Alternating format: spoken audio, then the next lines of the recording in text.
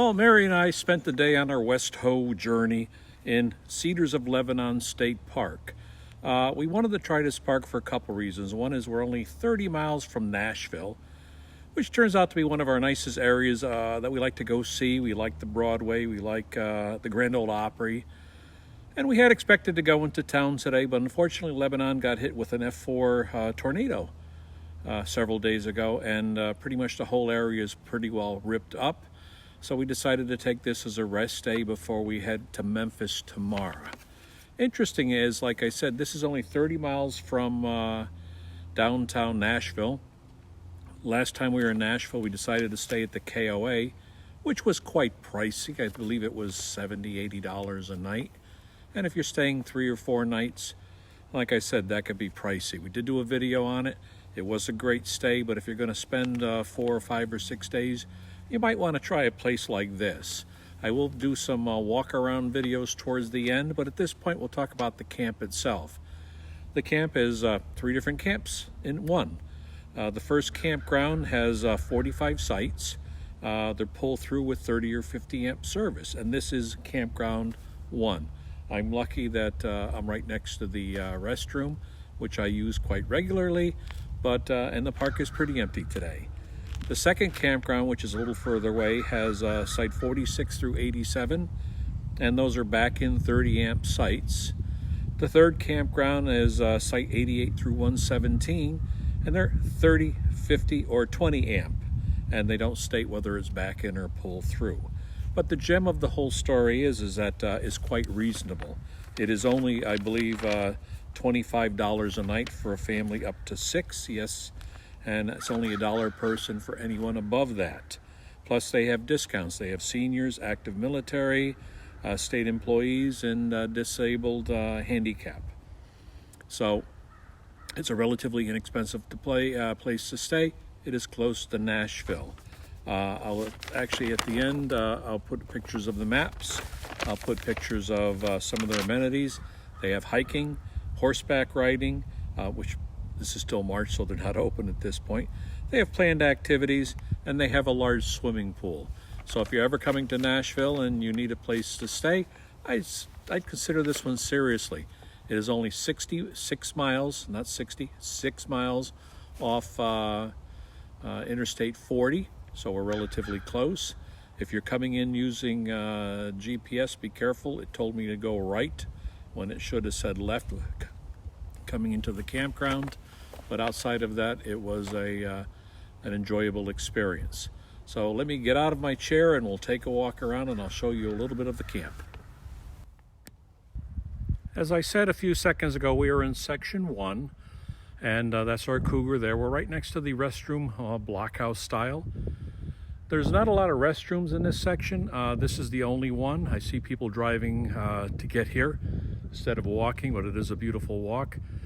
In the men's side, there's just 1 urinal and 2 showers and 2 stalls, so it's not quite large. I believe they expect you to use the units' bathrooms as much as possible. As I'm scanning through the sites, you'll see that each site has a fire ring. It has a grill, cement picnic table with wood seating. It is, in this particular section, the sites are asphalt, but if you notice, they're narrow. And here's a traditional water and power. These are non-sewer sites. There are dump stations I'll show you later. It is heavily treed, and again, these are cedars, henceforth where it gets the name of the campground from. But you'll notice that you have to be careful when you start turning into the sites without brushing the sides of the trees and taking part of your awnings off, or even taking some of your air conditioning off. The sites don't look extremely deep. Mine's a 30-foot with the trailer. If you notice, looking in the distance, I didn't want to disconnect, and I just barely fit on the site. So if you're running into 40, 45 feet with a larger truck, you might have issues. In the case of this particular one, you see a very large motorhome with a truck, and they fit fine. So just be careful what site you pick, because it will make a difference. These are definitely deeper. I'll see if I can get a number for you. So this section, this whole row looks relatively deep.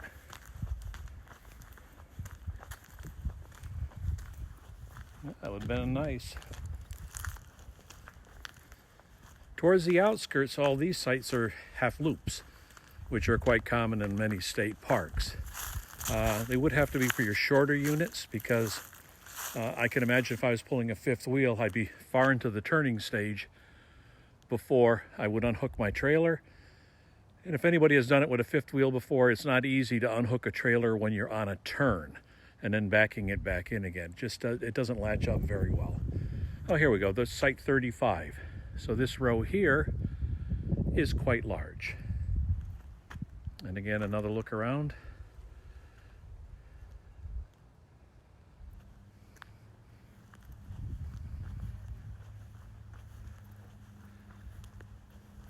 Let me pause it and I'm going to walk up towards the main building.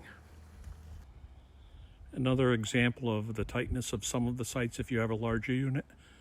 You can see this gentleman here is pretty much with his trailer. He, like myself, did not want to unhook, but again, he's shoulder to shoulder, and he did a good job getting around that tree right on the corner. Now they do have a laundromat. Looks like 3 washers, 3 dryers, lending library, quite modern, coin operated, $1.50 for the wash, and $1 for the dryer. And again, this building is at the entrance, and this is the reservation building. Here's a picture of the front of the camp store. Come in from this direction. Camp store, gift shop, laundry, so it's well marked. And as you can see, the other camps are located. Campground 1, which we are in, is off to the right. Looking further up the road, Campground 2 and 3 is signage for it. Over here is your dumpsters and 2 dump stations, which are quite modern and quite large. Inside the camp store, they do have ice. They do have wood, which to me looked like it was cedar. Surprise, surprise. And all that money for those 2 items went towards the campground in itself. And bring cash, it goes into a box that you put in as almost like a donation box. Again, there's the campers in the distance, as you can see. My site's that way. And especially during the week, it looks like most of the campers do not unhook and they just stay hooked up. Another thing to be aware of, if you decide to take a 50 amp, be very careful. All the 50 amps I looked at only had 50 amps and a 20. They did not have a 30 amp connector. So if you come here, like I do, I regularly travel. I always carry a 50 to a 30 adapter. And so I was quite comfortable.